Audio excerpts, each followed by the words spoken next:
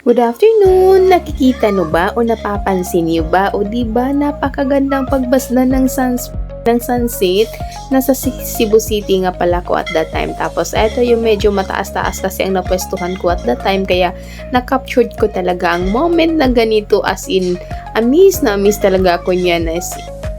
Anyway, after a couple of weeks po na nagmumuryot ang panahon as eto na siya ngayon.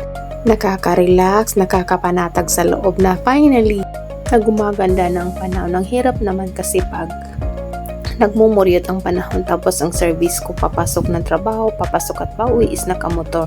So hindi talaga maiwasan na madadaanan yung mga baha or something na.